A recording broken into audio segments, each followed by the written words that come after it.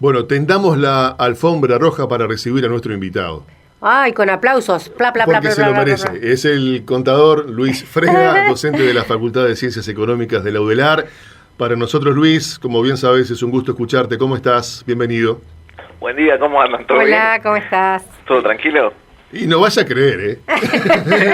Acá en Paysandú nunca estamos tranquilos. No vaya a creer. ¿Y no la vaya a creer. tribu? Más o menos. Pero recién dijiste que fuiste a bailar, ¿no? Yo te estaba escuchando, vas a bailar. Bueno, pero hay que desenchufarte. Bueno. Tenés que bailar porque sí, si no sabes qué, si no este cuerpo no resiste, Luis. Está bien. Bueno, ¿cómo anda todo? ¿Todo bien? Estamos entre celebraciones de inversiones y... ¿Cuál sería el concepto básico de inversión, Luis? Perdona que te pregunte algo que no tenía nada que ver con la agenda que habíamos previsto para ¿Me hoy. dejás hacer una? Porque les estaba escuchando y hice dos cuentas. Sí. Dije, como dijeron, bueno, a ver, tómense el rato para ver lo que nos están diciendo. Y hice dos cuentas simples, mirá. Hablaban de $800.000 de inversión, ¿no? Sí. ¿Sí?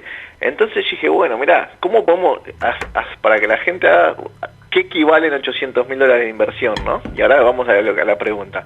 $800.000 de inversión, bueno, dije, bueno, entra a ver cuánto es el costo promedio de construir, ¿no? Sin el terreno, ¿no? De construcción en Uruguay. Y está entre 2.500 y los $2.000 el metro cuadrado, ¿sí? Una construcción. Si lo hacemos en el promedio a 1.750, yo agarro los $800.000 que van a invertir, los divido entre 1.750 y saco la cantidad de metros cuadrados que me da para construir, ¿no? Sí. Sin el terreno, ¿no? Sí. Y me da para construir 450 metros cuadrados. Y 450 metros cuadrados nada más ni nada menos que un galpón de 45 por 10, ¿no?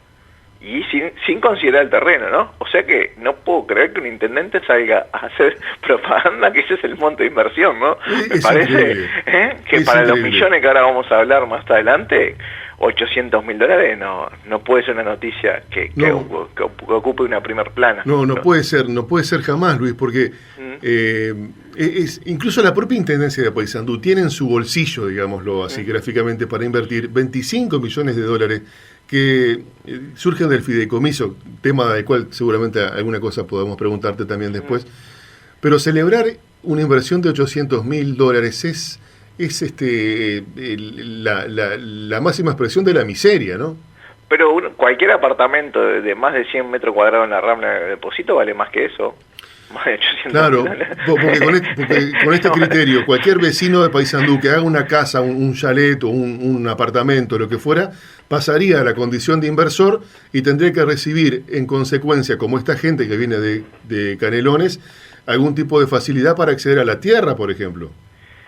Y sí, obvio. ¿Y cuántas hectáreas de campo son? Y no sé. El que vaya y compre campo por, no sé, 300 hectáreas tendría que hacerle lo mismo, ¿no? O sea, es medio raro, ¿no? Ahí hay algo un poco extraño. Luis. Pero vamos a la pregunta que me hacías. ¿Qué es una inversión? Sí. Inversión, el concepto de inversión lo que implica, tenemos dos tipos de inversiones, ¿no? Vamos a hablar en un concepto microeconómico, que es el dinero que se destina, ¿sí?, para la concreción de algunos bienes materiales con la expectativa de a futuro obtener beneficios de ellos. ¿Sí? Yo tengo una cantidad de capital, la destino, le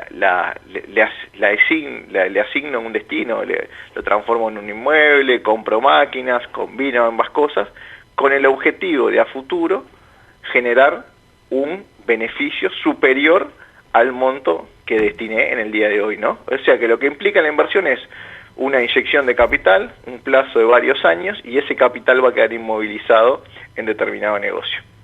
Básicamente ese vendría a ser el concepto de inversión a nivel microeconómico. Cuando escuchamos un ministro de Economía, un político, alguien que habla desde un punto de vista país, inversión se llama a dotar al país de mayor factor de producción, ¿sí? O mejorar, por ejemplo, la calidad del empleo, podría ser. Entonces, mejorar los factores que tiene el país para poder generar más ingreso económico y, por tanto, tratar de que la torta sea más grande o tratar de potenciar las capacidades de crecimiento del país.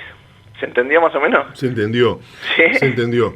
Bien. Esto es una inversión micro, ¿no? Ni siquiera es una buena empresa, es algo chico. $800.000, no estamos hablando de una inversión grande sí, obviamente, para cualquiera de nosotros $800.000 puede ser algo muy importante, pero no para una sociedad. ¿Alguna vez escuchaste que un gobierno y un empresario firmaran un acuerdo como el que se firmó ayer en Paysandú, que según la Intendencia comunicó, dice lo siguiente: el intendente anunció que la firma del convenio que se llevó a cabo en la jornada del lunes 6 de septiembre incluye que todo lo que la empresa vaya a consumir, a comprar y contratar en cuanto a servicios serán del departamento. Eso se puede firmar. ¿Alguien puede comprometerse a ese extremo? Pero, a ver, yo creo que no resiste análisis. ¿Qué quiere decir que sean del departamento? No sé, yo me planteo, por ejemplo, voy a comprar, ventanas de aluminio. ¿Producen Paysandú ventanas de aluminio? Sí. No sé. Sí. Capaz que sí o no. Claro. Bueno, el aluminio es de Paysandú. Pero el aluminio, claro, o sea, no hay forma. No hay forma. Lo mismo que cuando decían, consume cemento ANCAP. Y es como que sea de decir, no, miren que van a usar electricidad de la UTE. ¿Entendés? No hay, por más que tenga un monopolio sobre el cemento ANCAP, tampoco la UTE hoy por hoy tiene monopolio en la generación. O sea, entonces podría perfectamente ellos mismos producir su energía, ¿no? Pero entonces yo veo que hay cosas que a veces o hay una ambición grande de dar una noticia que no la hay, o piensan que del otro lado hay gente que no tiene capacidad de análisis, ¿no? Entonces, porque aparte, si esta es la inversión, ¿qué tanto cemento pueden consumir? ¿Y qué tanto le puede cambiar ese cemento a lo que es ANCAP, ¿no? ¿Qué solución le puede dar ANCAP? Ninguna, ¿eh? Claro. No van a salvar la planta de Paysandú ni de casualidad. No va a ser algo que mueva la aguja. Entonces, no sé, me parece como que habla mucho de quién tira esa noticia hacia adelante, ¿no? Pero eso cada uno después hará sus análisis correspondientes. Porque da la sensación de, uno entiende la lógica de la foto, la lógica de la gestualidad en la política, en la comunicación política, eso está clarísimo, por lo menos intentamos que tener claro siempre eso, pero un empresario que se digne de tal condición y que sea medianamente serio, me parece que nunca firmaría un papel que diga que todo lo que vaya a consumir venga del departamento. Pero en realidad firmó, pues no se comprometió a nada. Y bueno, sí, está bien. Es la foto, claro. ¿Qué compromiso tiene? Y sí. No tiene ningún, me parece como que no da ni para analizarlo, ¿no? ¿Qué compromiso? No hay forma de comprometerse a eso, ¿sí? Qué triste, ¿no? No, bueno, pero es lo que hay, ¿no? Pero la gente también tiene que hacer memoria. Yo qué sé, yo desde que estoy soy niño me acuerdo que se han prometido que se iba a hacer puente en Montevideo, Colonia, Buenos Aires, se han prometido puertos por todos lados, se han prometido trenes que iban a unir a Montevideo con determinados lugares, Entonces, yo qué sé, tampoco, y se hablaron meses de esas cosas, ¿no? Así que... Y no pasa nada. Bueno, así que bueno, vamos arriba. Vamos a hablar del riesgo financiero de las políticas de financiamiento nacional y departamental. Eso a mí me tiene preocupado. Bueno, fue una sugerencia mía. Quiere decir que nos estamos financiando de una manera por lo menos peligrosa o riesgosa. ¿Cómo nos financiamos, Luis? Ahí va. Primero, ¿qué le llamamos riesgo? Riesgo es una situación que eventualmente puede pasar o no, pero en el caso de pasar se puede producir un daño. Es como un seguro, un auto, ¿no? Tú asegurás el auto y tenés el riesgo de chocar o no, Si vos chocás, tenés un daño, ojalá que sea solo material, y ahí vas a tener que gastar dinero, ¿no? Entonces, hoy por hoy, la forma que tiene Uruguay tiene algunos riesgos financieros. Yo identifico, hay dos riesgos financieros que tiene Uruguay. Uno, de sobreendeudamiento, ¿sí? Y otro que tiene de tasa de interés. Que esos, hoy por hoy, estamos embebidos en una supuesta capacidad, nos sentimos con espalda muy ancha, pero para mi gusto, es muy irracional. ¿Y por qué voy a esto? Porque el Uruguay, por ejemplo, en la rendición de cuentas, esta última que pasó, ¿sí? Necesitó en el año 2020, acordate los $800.000, ¿te los anotás ahí, Eduardo? Sí, sí. En el año, $800.000, ¿está? En el año 2020 Uruguay necesitó, porque tenía la caja en rojo, ¿sí? 5.965 millones de dólares, o sea, 6.000 millones de dólares. ¿Sí? ¿Está? Estamos hablando que esa fue la necesidad financiera en Uruguay en el año pasado, 6.000 millones de dólares. ¿Sí? Ahí te ponen los 800.000 dólares de la noticia en el lugar donde van, ¿no? Claro. Y la noticia no la da un Luis Freda o un feriante, la da una autoridad importante, ¿no? Sí. Está el presidente y después hay 19 intendencias, ¿no? ¿No? La noticia viene de un intendente, ¿no? Entonces, 6.000 millones de dólares en el 2020 se necesitaron. ¿Cómo se financió Uruguay con eso? 77% se le pidió prestado vía títulos públicos, en moneda local mayoritariamente. O sea que el gobierno usó la plata de las AFAP, hablando mal y pronto, para financiar ese déficit. ¿Sí? ¿Ese déficit es de un año, Luis? ¿Es un déficit de un año solo? Eso es de un año solo. Eso es el dinero que le faltó en caja, ¿no? ¿Sí? Y es otro, mucha plata, ¿no? El restante dinero se lo pidió a los organismos multilaterales de crédito. Se pidieron préstamos. ¿Sí? Que están muy callados los organismos multilaterales, pero están prestando plata, porque si te están prestando cerca del 25% de estos 6.000 millones de dólares, te están prestando dinero. Y a las intendencias también le prestan dinero. Sí. ¿Está? ¿Sí? Entonces, y no había perdona Luis, si no había una sugerencia a que se gastara todo lo que se entendiese necesario para atender las consecuencias del COVID, de la pandemia.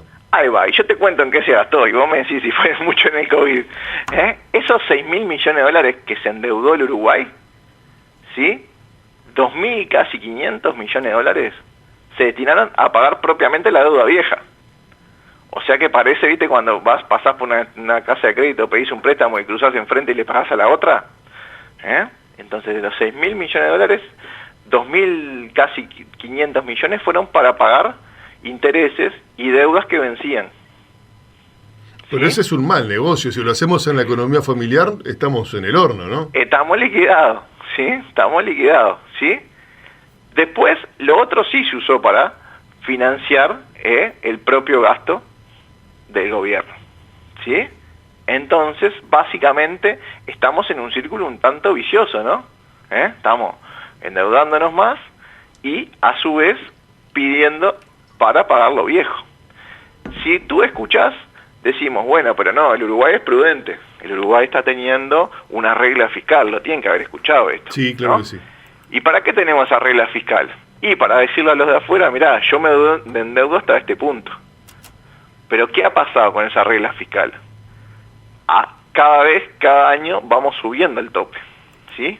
Por ejemplo, el tope de endeudamiento en el 2018 eran 2.000 millones de dólares por año, ¿sí? Ahora, el año pasado, fueron de 3.000, casi 200 millones de dólares. O sea que si yo voy subiendo, o sea, es como una pequeña mentirilla, ¿no? Yo no me voy a endeudar más de esto, pero si veo que me quedo corto, subo el tope. Por más que tenga una metodología económica, etcétera, etcétera, pero lo que está pasando en los hechos. Entonces, estamos viendo que estamos pidiendo plata en cantidades astronómicas y que nos estamos endeudando cada vez más. ¿Y qué prevé el gobierno de acá en adelante? Que, por ejemplo, para el 2021 vamos a necesitar también endeudarnos por 5.000 millones de dólares, en el 2022 por casi 4.000, y después se estima que va a bajar esa necesidad de endeudamiento. Pero son estimaciones, ¿no? Entonces, yo acá me planteo dos cosas. Me planteo, ¿qué pasa si no se cumplen sus estimaciones y te seguís endeudando al mismo ritmo? ¿Y qué pasa si en el mundo la tasa de interés, que está extremadamente baja a niveles mínimos de la historia, empieza a subir? ¿Qué va a pasar en algún momento? Va a pasar en algún momento que la tasa de interés a nivel internacional empiece a subir. Y el Uruguay no va a escapar de esa, ¿no? Entonces, ese es el primer riesgo que tenemos. Más o menos me voy haciendo explicar. ¿Entender, digo? Sí, clarito. Pero, bueno, y por supuesto que la tasa de interés no la manejamos nosotros, aunque nos quieran hacer creer que pagamos una tasa de interés muy racional, muy acorde a nuestras posibilidades. Los tipos prestan plata donde más les sirve.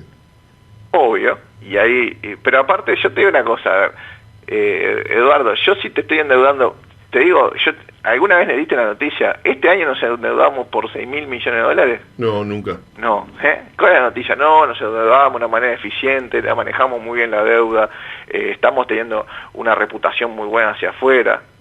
Entonces, sí, todo bien, pero contame todo de la película, ¿no? Porque si 6.000 millones de dólares es altísimo.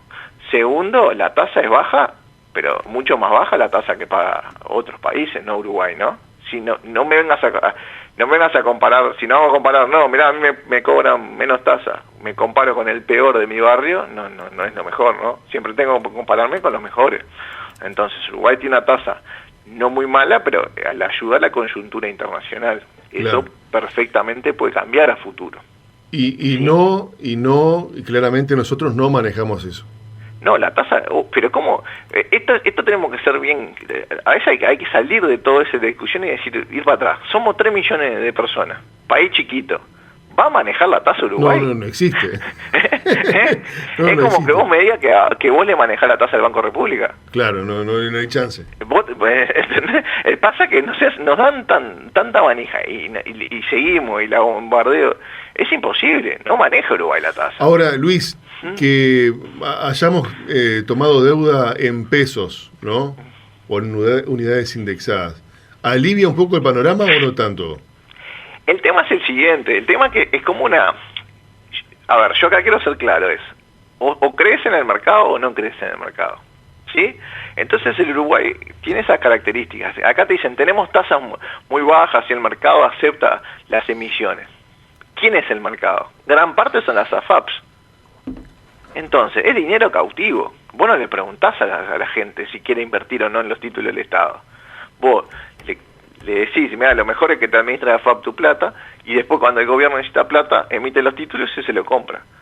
Entonces, no es un mercado como ellos, los defensores del mercado, que yo no soy defensor del mercado, dicen que funciona. No, ¿entendés? Están usando, y por eso, usando plata de las AFAP, y ahí van llevando el déficit astronómico ese que hay.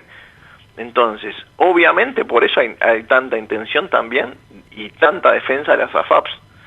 ¿Por qué? Porque es un instrumento necesario para todos los gobernantes, del palo que sea, Claro, porque el Frente Amplio tampoco reivindica que sean eliminadas las AFAP. Todos se dan cuenta que es un buen dulce, pero como el dulce, cuando yo era chico en dicho del barrio, el dulce pica los dientes, te decían, sí, ¿no? Es riesgoso. Entonces, eso, y bueno, y en vez de decir, no, esto lo tenemos que corregir, cuando me voy, que es como el mentiroso, cuando veo que la mentira está saltando, duplico la mentira. Entonces voy más allá con las AFAP. No, tengo que profundizar el tratamiento de las AFAP. Pero no es en seguridad social lo que estamos hablando. No, pero se entiende clarito. Ahora, Luis, nos endeudamos para tapar el agujero del 2020 con 6.000 millones de dólares. Pero ¿cuántos años nos va a llevar pagar el endeudamiento para cubrir el agujero de un año solo? Pero el tema es que eso también no es el endeudamiento del 2020. Uruguay está endeudado hace años. Ajá. ¿Y cómo se mide la deuda de un país? Lo mismo como se mide la deuda de una persona. Vos tenés que medir tu deuda contra tu capacidad de generar recursos, ¿no? Sí. Una persona sería, si yo tengo un endeudamiento de 10.000 pesos, pero gano 200.000 pesos por mes, y no veo un endeudamiento tan grande, ¿no? Pero si yo tengo un endeudamiento de 10.000 pesos y gano 15, y tengo que pagar casi todo mi ingreso por la deuda, ¿no? No tenés chance. Entonces, en el Uruguay se hace lo mismo, se mide la relación, o en un país, de la deuda contra tu Producto Bruto. Y eso viene creciendo, en los últimos 5 años viene creciendo. Y eso fue lo que pasó en el 2002, que tuvimos una relación altísima de deuda a PBI. Entonces, cuando arrancó el segundo gobierno de Astori, estaba abajo del 30 esa relación. Hoy está llegando al 60%. ¿Cómo el gobierno de Astori? ¿Astori fue el gobernante? ¿Fue un acto fallido eso o no? No, y si ¿Quién maneja los numeritos? ¿Quién fue en los últimos 15 años la persona que movió la parte económica? Astori, de punta a punta. Y yo no sé asesorado por Arbeleche, o apoyado por Arbeleche, ¿no? Sí. Por la actual ministra de Economía en algún momento también. Sí, trabajaron juntos. Y es un perfil puramente preocupación en la deuda, ¿no? Preocupación en la deuda externa, ¿no? nunca se plantea utilizar reservas para bajar la deuda o cosas que se podrían plantear, ¿no? Por lo menos discutir. Entonces, es un escenario, para mi gusto, un tanto complejo. Yo lo veo complejo, no noto en el resto de las personas que hagan de economía esta preocupación. ¿Qué pasa con Argentina? No sé si podemos compararnos, pero por lo menos en el porcentaje o en la tendencia. ¿De la relación deuda-PBI? Sí. La verdad que no tengo estudiado el caso de Argentina. Si te tiro algo, capaz que si querés la miramos y la hablamos otro día. No me venga payando.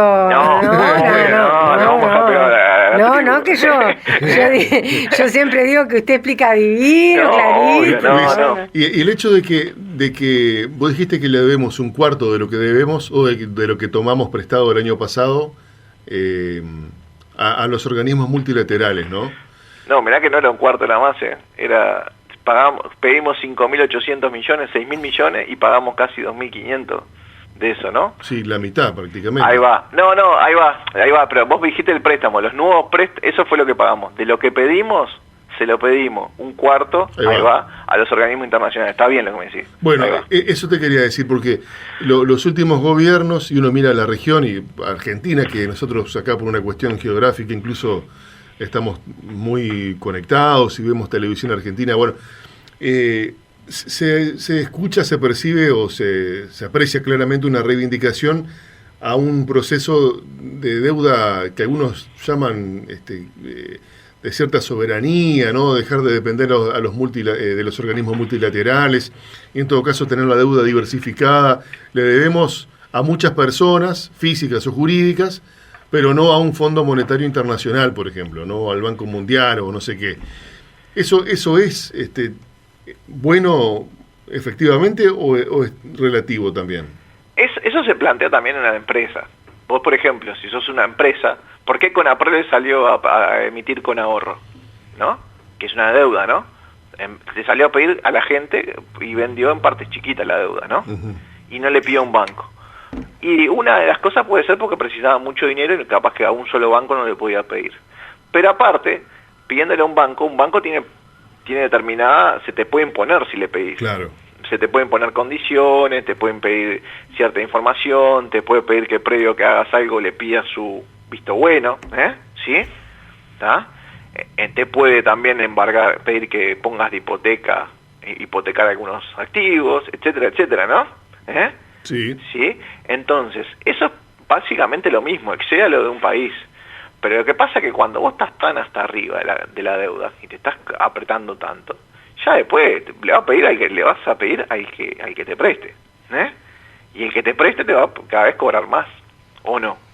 Qué cosa, ¿no? Entonces, hoy por hoy se plantea que en los próximos 5 años va a seguir habiendo déficit. O sea que implica que la deuda va a crecer. Y yo te planteo dos cosas. Y si el PBI no crece todo lo que el Ministerio de Economía dice, que generalmente no pasa, claro. Y si la tasa de interés sube, si no crece la economía tanto y vos te seguís endeudando, cada vez tu agujero va a ser más grande. ¿Es cierto que todo empezó en la época de la dictadura, que ahí se generó un desfasaje que nunca más pudimos recuperar o no? Lo que pasa es que los organismos, el financiamiento del Banco Mundial arrancó a finales de la década del 60, ¿no? ¿Sí? El Banco Mundial y todos esos organismos se crean, luego de la guerra hubo un pacto que se llama Bretton Woods, ¿sí? Donde ahí Estados Unidos quedó como la moneda de referencia al dólar, y se crearon una serie de redes de instituciones internacionales, entre ellas los organismos multilaterales. Y entraron a meterse por distintos lados, la UTE, préstamos a los gobiernos, y ahí empezó cierto camino. Y obviamente en el 82 Uruguay tuvo una cosa que llamó la crisis de la deuda junto con la tablita. Y después de ahí no nos levantamos más, pero no solo Uruguay, todas las economías de la región. Entonces fue una estrategia también internacional, ¿no? Ahora, ¿la sustentabilidad de un país se mide, por ejemplo, a través de esto o no? Y lo que pasa es que los países generalmente la sustentabilidad, o sea, tienen tropiezos, caídas, pues se levantan, ¿no? Y obviamente se levantan y en esa barrida que como en el 2002, ¿no? Récord de suicidio, récord de pobreza, capaz que la gente no se acuerda, pero episodios como el de las láminas en Artigas, no sé, sí. Cosas muy duras. Entonces, obviamente, se levantan porque tienen capacidad tienen capacidad de emitir dinero, le van a llegar préstamos salvadores y cosas así, pero es un escenario de crisis. Y en las crisis hay gente que la pasa mal, incluso que tiene consecuencias extremadamente negativas. Entonces, yo creo que el Uruguay, como viene, uno puede decir, no, mira, este tipo está dando un mensaje negativo, negro. No, al revés, estoy diciendo, che, mira, esto está viniendo, esto se está entrando a petar mal. Si hacemos algo para corregir esto, o si por lo menos lo discutimos, ¿por qué? Porque a mí también me preocupa lo que están haciendo las intendencias. ¿Qué están haciendo las intendencias? Estos famosos fideicomisos. Se endeudan. Que sí, pero básicamente lo que están haciendo es usando hoy lo que van a recaudar dentro de 5, 7 o 10 años. Sí, comprometiendo, en el caso de Paysandú, 4 periodos para adelante. 4 periodos para adelante. Entonces, esto es lo mismo. Esto es como una droga, ¿entendés? La consumís, te sentís bárbaro, pero después... Entonces, ¿qué pasa? Yo hago... Volvé a la realidad y... Yo hago las obras sin mucho control, ¿no? Bueno, pero en el caso de Paysandú, Luis, las primeras señales son que el fideicomiso va, o una parte del mismo, a comprar maquinaria vial y una planta asfáltica. Sí, bárbaro. Y dentro de 5 años, cuando esas máquinas no duran toda la vida, ¿no? No, exactamente. Está. Y dentro de 5 años, ¿qué va a hacer? ¿Otro fideicomiso? Además te suman gastos operativos, porque eso vos tenés que bancarlo, tenés que mantenerlo. Está, pero yo te pido, miremos acá 5 años, que es lo que tendría que mirar, porque si están comprometiéndose a 20, no te digo, mirá a 10, a 5. Dentro de 5 años, yo voy a necesitar inversiones. Pues hay cosas que hoy por hoy se están usando, pero se van a romper, o van a estar en mal estado, o el departamento necesita que reactivarlo de alguna manera. Y vos seguís pagando lo que ya no tenés. ¿Y qué hago dentro de 5 años? ¿Con qué me financio? Si las patentes las cedí. Claro. Los municipios no tienen muchos ingresos, ¿no? Patente, contribución inmobiliaria y las tasas. Las tasas son mínimas, lo que hace la cuenta de la patente y la contribución. Y la contribución. La patente ya se la diste a otro, ¿no? Entonces, ¿qué tengo? El Estado. ¿Y si el Estado está reendeudado hasta la manija? Entonces, nos están llevando a un lugar donde las decisiones van a ser, ¿haces esto o tenemos que bajar la cortina? Que es lo que está haciendo ahora el capital en todos lados. El miedo, ¿hacemos esto o nos fundimos? Pero para no llegar a ese punto hay que pensar antes, ¿no? Me parece, esa es la moraleja que yo saco. Y las intendencias se endeudan para hacer obras, ¿no? Básicamente, o sería lo ideal o lo esperable. Sí. Ahora, hacen lo que la Constitución dice que tienen que hacer, no es que hagan obras tampoco tan extraordinarias ni...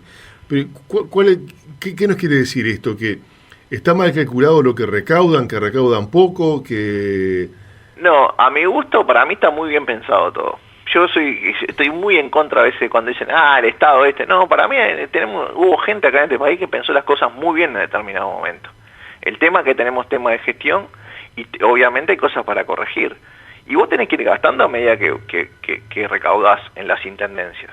Y porque las intendencias no tienen capacidad financiera. No están hechas no es como el Estado central que tiene un Ministerio de Economía, una Contaduría General de la Nación, un Banco Central.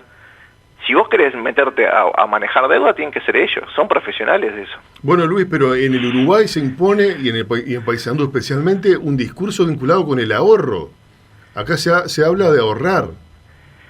Sí, yo también te puedo hablar te puedo hablar de deporte extremo y nunca hice ninguno. Entonces, pero si alguien que me vende una inversión de $800.000 como algo espectacular, o no es lo de él, o hoy me va a decir una cosa y mañana me va a decir otra. No, el discurso tiene una calidad no muy alta, ¿no?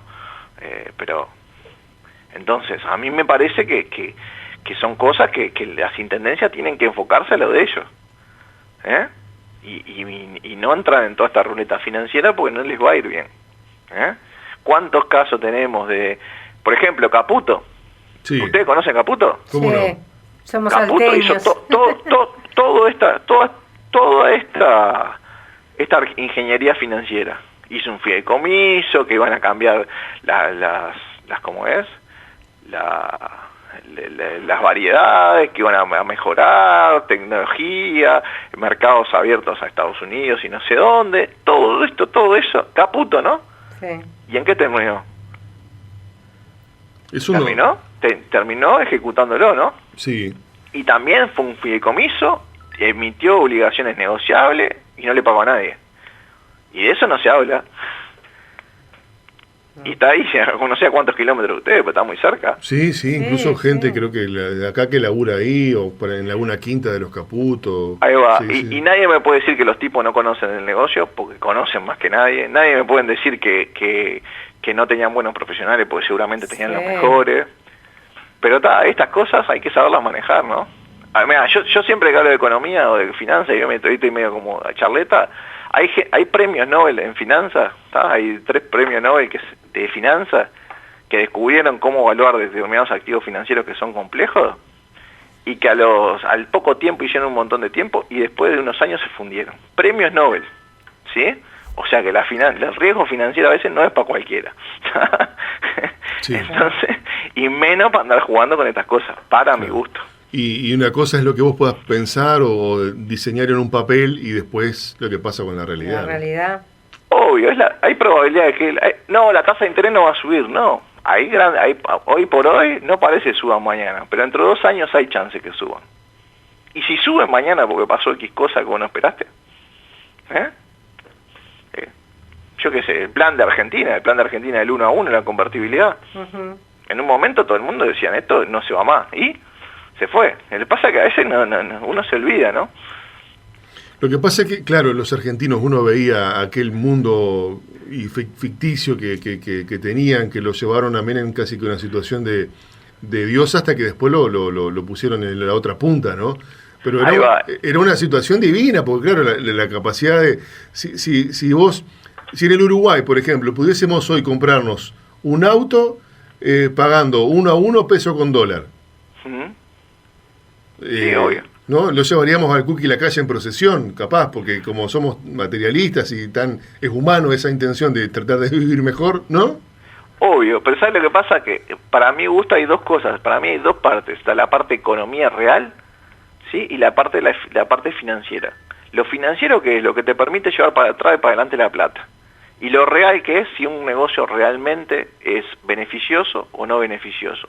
Si algo tiene un sustento económico, o sea, lo que yo hago, le agrego valor, el otro lo valora, me lo paga y lo vendo. Y cada vez que yo puedo, consigo más mercados, y cada vez que yo puedo, capacito mejor a mi gente, y cada vez que eso es un ciclo que es virtuoso. O sea, yo voy mejorando día a día. Voy a tener todos los problemas que ha habido y por haber, pero voy a tener la capacidad de superarlo. En lo otro financiero es que yo traigo para adelante, para atrás, la plata, pero en un momento se rompe la calecita. Hay varios mensajes, Luis, y bueno, los oyentes... Bueno, tirame, para que me pongo casco, tirame a uno. No, pero mirá que tenemos por ejemplo, acá, me parece que ya estamos hablando de un nivel de discusión. Pancho Gentile dice, el gran invento fue la tasa LIBOR. Viste que ya el Pancho ya elevó la discusión a una cuestión, el hombre tiene leído alguna cosita, me parece. Bien. No, y sabés que hay un oyente que plantea algo, a mí me parece clave, tristemente, ¿no? Uno de esas cosas que uno no quisiera creer, ¿no? Pero parece que este amigo o esta amiga, a ver cómo se llama, Ever, tiene razón, dice, buen día, ellos arriesgan dinero que no es de ellos, entonces no les calienta perder.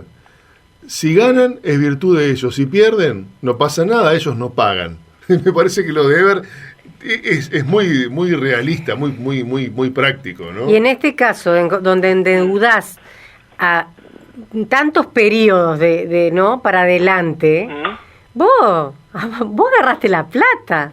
Y después acá, y lamentablemente pasa en Uruguay, tenemos tan poca memoria que va a hacer lo que quiera hacer. Y los va a pagar, bueno, el que venga, ¿qué va a hacer? Son las reglas del juego. Que yo quiero decir, porque acá en la Junta Departamental hubo ediles que dieron pelea para decir no podemos votar este fideicomiso. Incluso... Y quisieron, hasta se intentó levantar firmas y tomar otras medidas, una serie de medidas, que también quiero destacar esa parte donde hubo gente que pensó y dijo, miren lo que estamos haciendo, miren lo que va a pasar, y creo que, porque si no es como que todos estamos en la misma bolsa y seguimos la corriente, y no es así. Sí, obvio. Primero, cosas re interesantes. Lo primero, lo que dijo, habló de la tasa LIBOR, el primer oyente, eso existe. Es una tasa que se fija en Londres a las 11 de la mañana todos los días, y sobre la cual es la tasa de préstamo entre bancos. Eso es lo que va a condicionar un montón de tasas. Y lo mismo con la Reserva Federal, cuando define su tasa, si cambia esa tasa, van a cambiar todas las tasas en el mundo. Primer punto. Segundo punto, es obviamente, siempre que uno trabaja en temas económicos, hay rendimientos asociados, quiere decir, hay beneficios asociados a lo que uno hace, pero se corren riesgos, ¿no? Entonces, si yo decido una cosa y el beneficio me lo apropio políticamente, pero el riesgo se lo hago pagar a otro, la consecuencia del riesgo, ¿no? Es muy difícil. Obviamente que hay mecanismos electorales, etcétera, pero, sí, claro. pero no funcionan.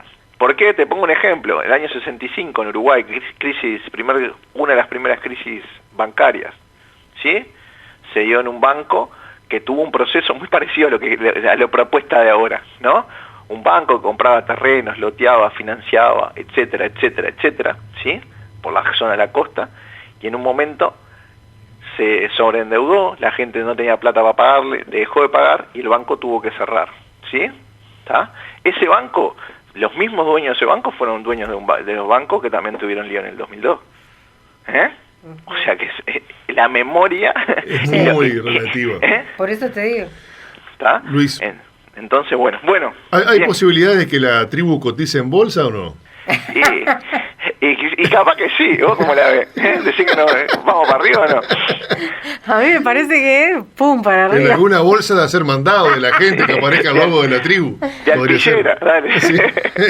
Sí, que sea de papel, no contaminen. Que sea reciclable por lo menos, o reciclado. Luis, para nosotros siempre es un gusto, una gran alegría y, como dice Silvio, una oportunidad de aprendizaje. Muchas gracias. Bueno, gracias a usted, y bueno, espero no haber sido muy intenso hoy. ¿Está? Muy bueno. Vamos arriba, que anden bien. Un abrazo. Gracias. Chau. El contador Luis Freda, docente de la Facultad de Ciencias Económicas de la UDELAR, como vos decís, Silvi, y los oyentes destacan una capacidad notable de hacer docencia, justamente aterrizando esos conceptos que son, ¿no? Que los vemos allá en la estratosfera, y que él los cuenta y los dice de una forma muy concreta y nos da herramientas para nuestra vida ciudadana.